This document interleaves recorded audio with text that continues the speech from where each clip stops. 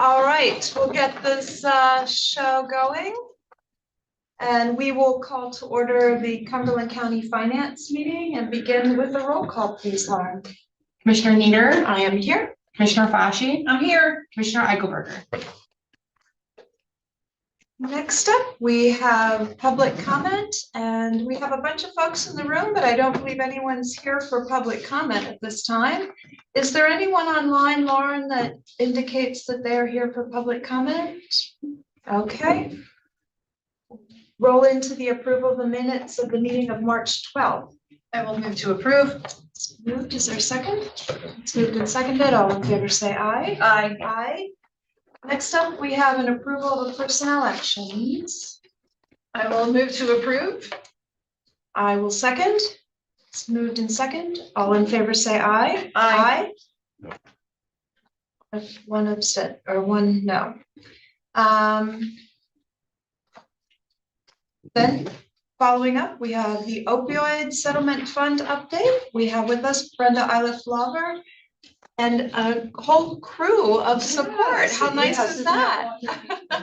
For folks that have come out. So we have a lot of support for treatment in our community, and thank you for your support with that also. I'm Brenda Eiliff, and I'm the Executive Director of the Cumberland County Drug and Alcohol Commission, and I also want to introduce Morgan Goodling, who is our opioid champion for the county. So she'll be speaking or helping me with the presentation if I get lost in stats or something. And also we have people who are running the actual programs in the room. So if you want to drill down even more than what I'm sharing, we're more than happy to do that. So you may remember that our mitigation strategy for overdoses is to reduce the oversupply of prescription opioids. The world around us has done that pretty well with changing the whole way we do PDMPs, and doctors have to double check and limiting prescriptions. Another piece of the strategy is to increase access to naloxone, and which is known on the streets as Narcan, and it's a brand name. And even the county has done that by adding them to all our AEDs. And so, and we can also see from our overdose rates that that's going down and down and down. Cumberland County this year so far has had 8 overdoses, which is higher than this time last year. So that's a concern, but our overdoses year by year are going down considerably. Last year, I think we ended in Cumberland County with 28 overdoses, which is still way too high when it's your brother or your sister or yourself. So, and then increase access to treatment, including medication-assisted treatment. We'll talk about that in a little bit. And then expanding prevention and early intervention efforts. Early intervention would be seeing kids in school, and we'll talk about the SAP program there. And then continuing our drug enforcement efforts. I like to see the opioid trust as, we have this mess with opioids, and we've been cleaning it up for years. And now the counties and the states and people are getting a little bit of money to help with the cleanup. The cleanup's going to far outseed the money that we are getting. You may remember that all the funds we bring them to you, and you decide where they go within our county. We have several programs that have been approved through the commissioners. They also have to be approved through the trust, and they have to meet Exhibit E, which Exhibit E is pretty detailed about. You've got to show how does this relate to opioids and cleaning up the mess that we have with opioids or preventing further. Brenda, have they updated Exhibit E since they originally? Okay, no. Because I didn't know if they made any changes. No, okay. No. Thank you. Morgan, you want to speak just a little bit to the trust and how they're changing things and what we're seeing?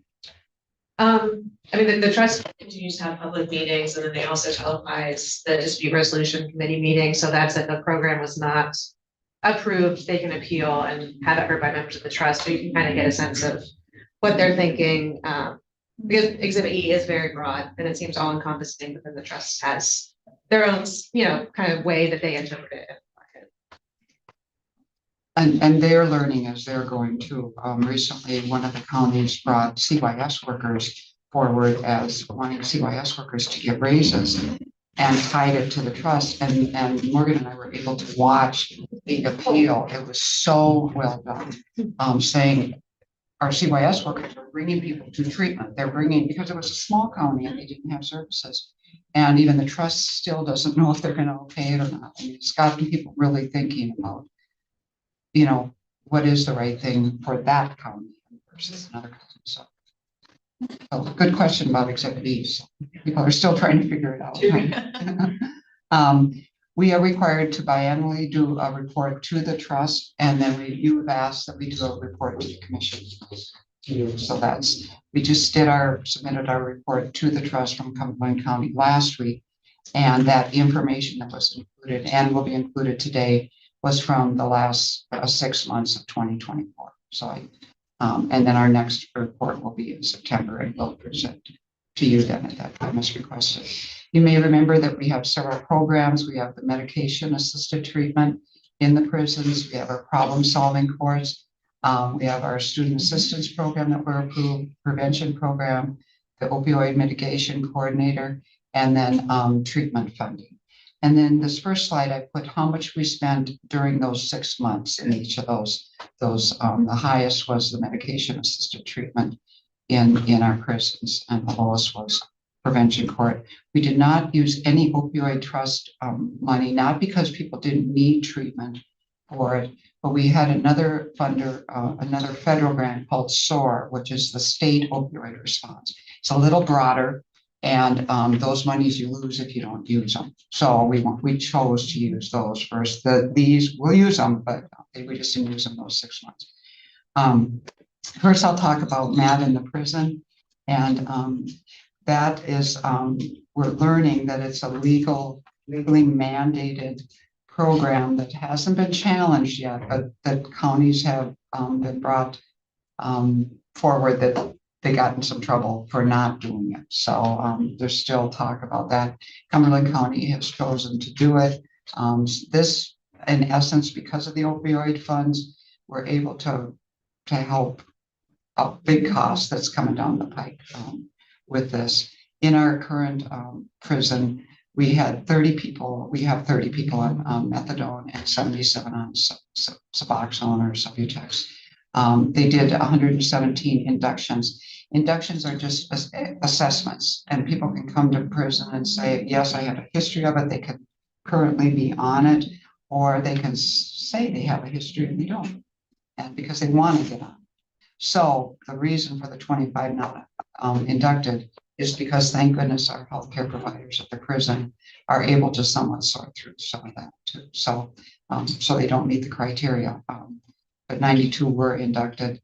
A lot of the money goes to prison staff time, and I don't know if Rebecca's on, but she can speak. She speaks so well to the hours that guards are there while they're giving the meds, and because you have to have people sit and wait and make sure it dissolves, and diversion is a huge concern in the prisons. So the next program that I'd like to speak to is the student assistance program. This is clearly about prevention. Or just today, I was talking to someone who was, as a child in the school system, was part of the SAP program, and it totally changed her life. And she attributes it to the SAP program because she learned about addiction, and mom's addiction. It kept her from moving into that area. So it was really powerful to have that conversation prior to coming here to see the value of SAP and somebody fully working, fully paying taxes, fully, on their way to be a parent, and just really exciting. So SAP, each school is required to have a SAP team. We support that as we provide workers, if you will, to coordinate those SAP teams.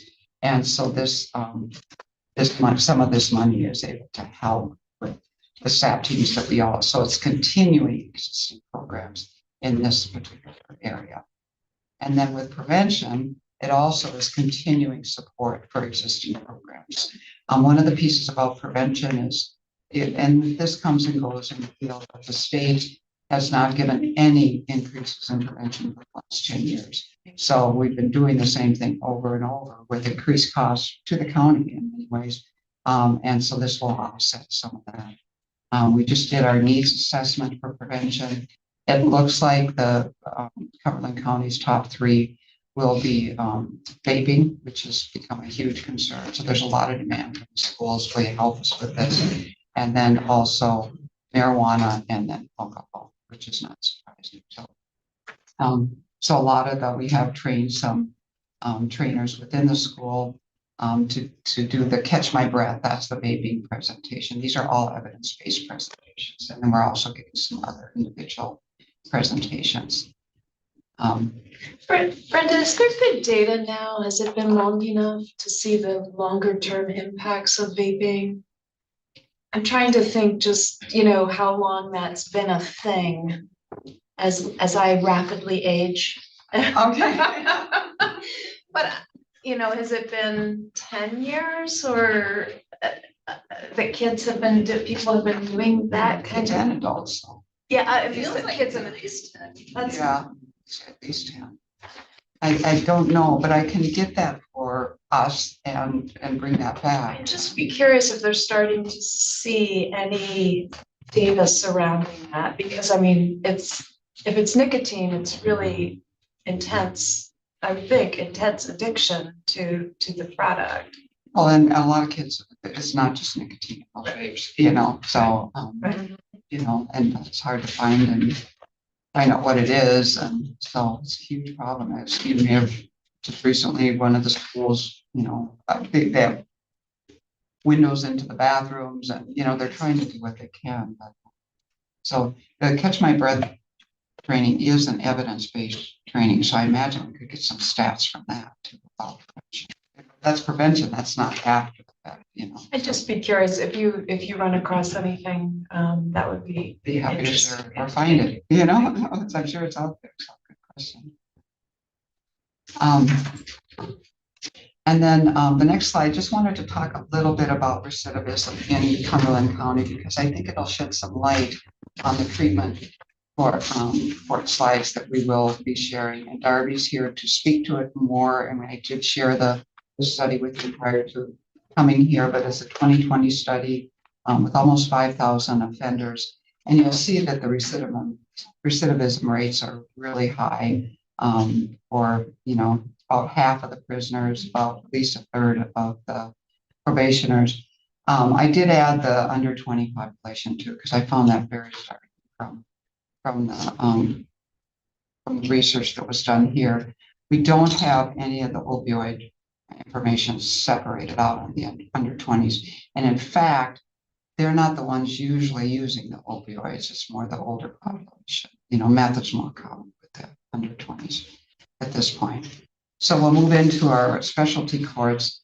Our treatment court, about 42% of the people in the treatment court meet the criteria under Exhibit E. So when we redo the specialty courts, we'll have to redo the stats too. So it might be down, to 30% then, and another one might pop up and stuff. In March, we have 24 participants, 11 graduated back in 2024. This shows you some of the savings, but particularly in March or in 2024, if we would have had all those folks in prison instead of in treatment court, it would have been a considerable, it has been a considerable savings. The reoffending rates, you can see even while people are in, the good news is they're in our system, intervene pretty quickly and hopefully get them back on the right track. And the post program recidivism rates are considerably less than the folks that are in the study. The Tom's Court, with the Tom's Court, there's been 21 participants, 8 graduated in 2024. There's an error in the typing here, my error. The number should be 112,710 saved. So that number is a little bit less than the 302 I used the treatment court savings there by mistake. So that's $112,710 for the Tom's Court. The recidivism is a little higher than the treatment court for the folks in the mental health court. And of the people in the Tom's Court, 23% met the criteria for opioid concerns of some sort. So we will when Tom's court and all the courts are being redone, we will have a drug and alcohol representative on those courts. Because there's so many people that are told and they're getting that part is getting sometimes. And then the overdose intervention court, that's the smaller one. That's the one that is going to be eliminated and replaced with the DUI court. That had it's down to 7 participants, kind of gradually closing up shop, if you will. And 3 graduated in 2024. For prison beds, most of them are misdemeanors, so we're not really saving much money with prison beds with those folks. But if you took a look at their postpartum rates, that's really amazing. So, or postpartum, thinking women and children. Okay, sorry. Post-program recidivism rates, they're not that number is really amazing. And then last but not least, we have the opioid mitigation coordinator, and Morgan's out and about all over the place and watching these things and trying to keep a handle on it for both Perry and Cumberland County. And then our treatment funding pool, which is at this point, we're not using the funds. We just finished using SOAR 3 funds and we're moving on to SOAR 4 funds, but I think we'll be good for a while. So, and all that was set aside was 15,000, so it wasn't tons.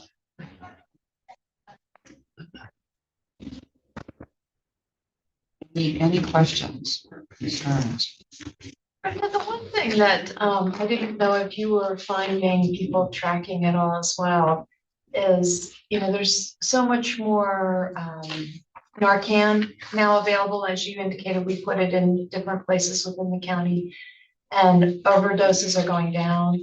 Has anybody been tracking? This would have been death if not for this Narcan interference or treatment that was administered. Like Narcan saves or something like that, the number. Yes and no. Okay. I mean, the emergency rooms are tracking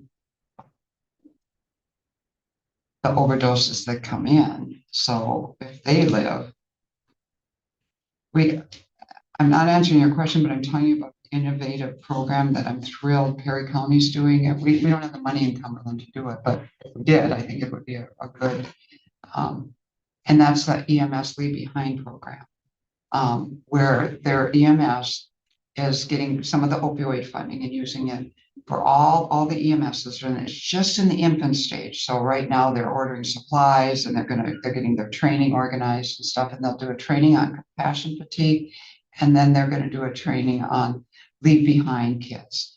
And Morgan was just on a meeting this morning about compassionate leaving behind Narcan. And do you want to share that? Because that was exciting to me to see where if we can do it in a compassionate way, the chances of people living, I mean, those are some stats about living. So,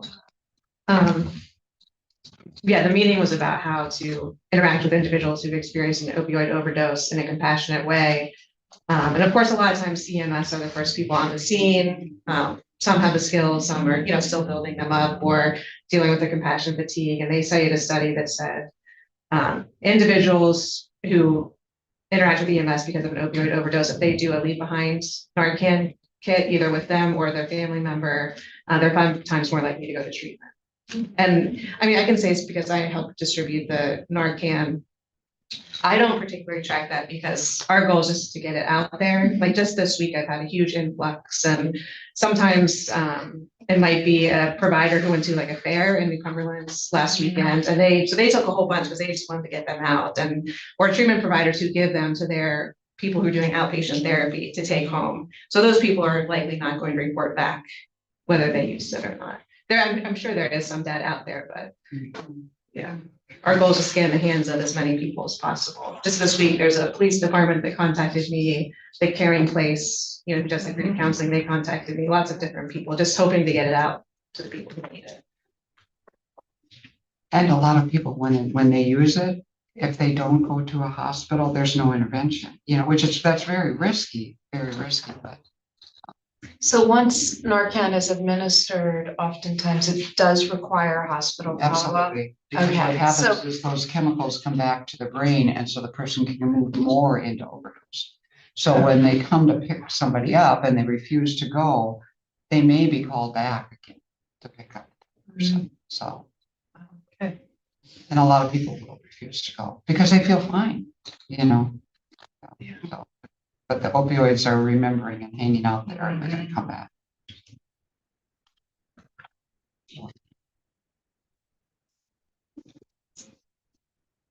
Any other questions? Thank you. Wow. Thank you.